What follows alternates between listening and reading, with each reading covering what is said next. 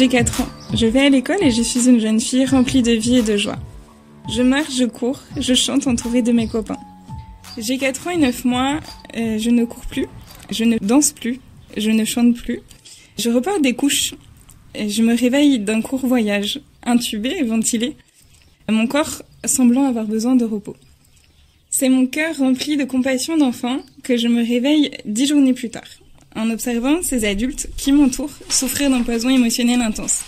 Très vite, je comprends à ce moment-là qu'il y a 2 mondes intérieurs différents, 2 réalités avec lesquelles la vie me confrontait. Je suis une enfant qui savoure chaque couleur de la vie.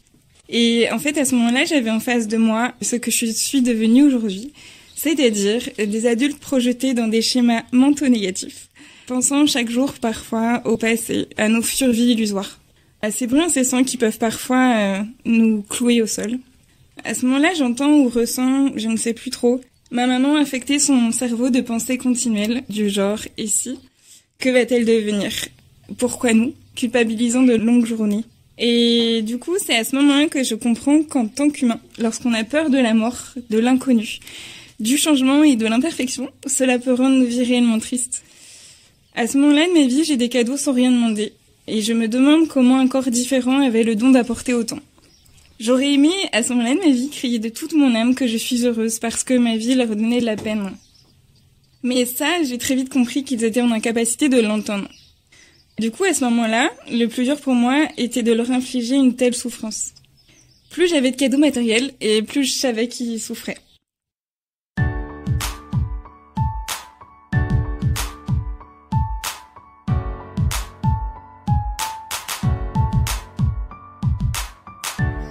J'ai 5 ans à ce moment-là, j'ai de nouveaux copains, j'habite à l'hôpital. Mon meilleur ami est devenu mon fauteuil roulant. Je respire. De l'hôpital, en fait, je me souviens de toute cette bonne humeur qui y régnait. J'étais nourrie, en fait, d'amour et de bienveillance par le personnel soignant et ma famille. C'était super simple de se faire à cette vie. Il se passait tellement de choses intéressantes. La vraie magie, en fait, c'était d'être ici, là où les plus belles valeurs régnaient. De cet hôpital, je me souviens également que la normalité était de jouer au loup au fauteuil roulant. La banalité, quant à elle, se résumait à parler du handicap avec liberté. On croisait des blouses blanches dans chaque couloir. J'avais aussi une nouvelle maîtresse et je réalisais chaque jour des séances de kinésithérapie et d'orthophonie.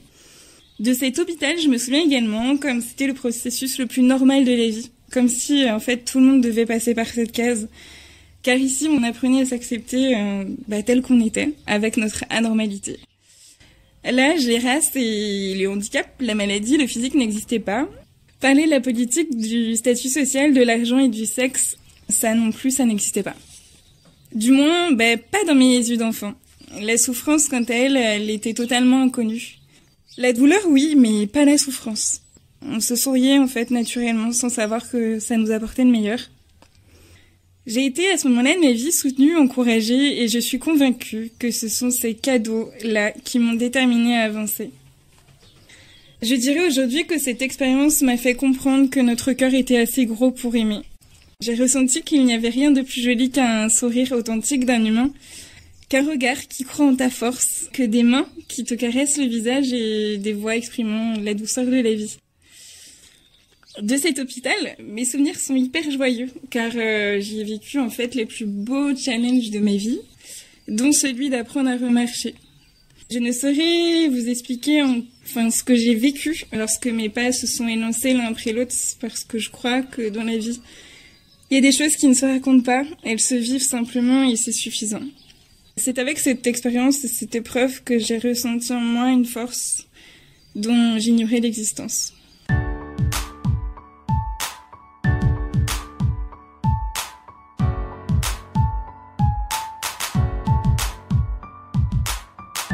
J'ai 5 ans et 5 mois lorsque je rechante, je remarche, je retrouve mon environnement familial. J'ai un nouveau corps unique et différent, je boite. Ensuite, j'ai 13 ans. Je rentre pas à pas dans cette période qu'on appelle adolescence. Je suis à ce moment-là une jeune fille manquant parfois de confiance en elle, se construisant dans un monde où le paraître à ce moment-là de ma vie semblait important. Je vais au collège, en fait, et j'entends canard boiteux, et je suis touchée et infestée par ce venin émotionnel, je dirais. J'ai peur, à ce moment-là de ma vie, de cette vie, où l'apparence physique semble être un moteur.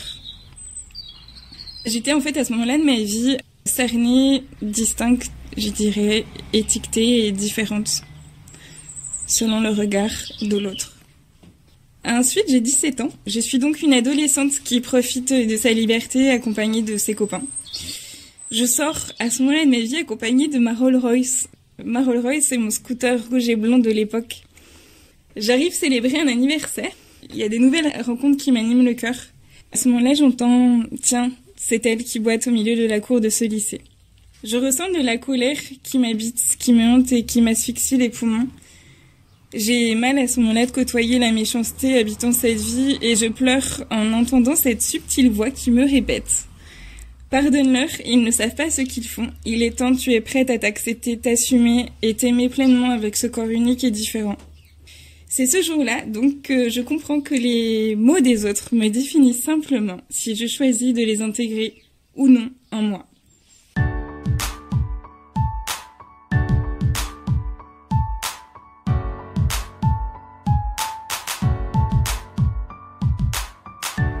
J'ai 20 ans, 23 ans, 27 ans, 28 ans aujourd'hui.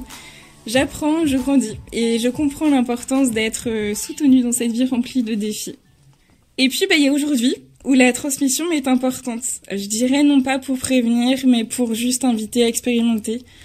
Inviter peut-être à se pardonner d'avoir manqué peut-être un jour de confiance, de connaissance et de respect de soi. Transmettre aujourd'hui pour montrer qu'il y a toujours un espoir malgré la différence. Je pense qu'il y a toujours un espoir dans ce monde rempli d'étiquettes, d'injonctions et de stigmates, parce que j'ai foi qu'on possède en chacun de nous une force divine. Une force qui pourrait te murmurer ceci. Il y a un monde très joli en toi, dont tu ignores encore l'existence.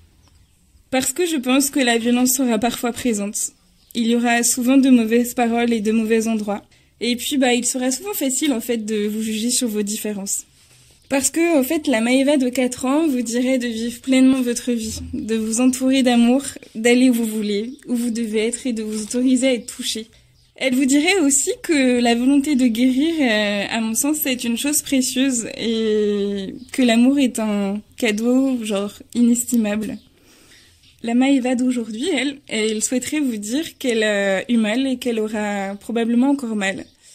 Elle vous exprimerait que le temps est un précieux cadeau, nous permettant d'accéder, à mon sens, à beaucoup plus d'amour et de vérité envers nous-mêmes. Elle vous affirmerait, c'est clair et net, de ne jamais laisser personne vous faire des choses qui ne vous font pas du bien, qui vous blessent le corps ou le cœur, des choses qui vous définiraient. Je suis en fait convaincue aujourd'hui que personne n'est son métier, son statut, sa maladie ou son handicap. Qu'on n'est pas non plus la personne dont une mauvaise passe définit notre vie. Non. En fait, je pense que vous êtes la personne qui fait de son mieux et qui guérit en fait de ces conditions dans lesquelles nous nous entravons parfois. Elle vous ferait également entendre que le jugement fait partie de la vie. Je l'ai fait et je me surprends encore à le réaliser parfois. Parce que je me souhaite un jour d'être maman et d'éduquer mes enfants comme je me traite et non de la manière avec laquelle j'ai pu me laisser définir parfois. En fait, ce qui est le plus important pour moi aujourd'hui, c'est ce qu'on a créé, ce que l'on émane en fait en nous pour rendre notre monde et nos cœurs meilleurs. J'ai 28 ans, je boite et j'ai souvent été heureuse. Aujourd'hui, je souhaite à tous un chemin qui vous montrera à quel point vous êtes jolis, qu'importe vos différences, parce qu'on est tous des alchimistes. Maëva.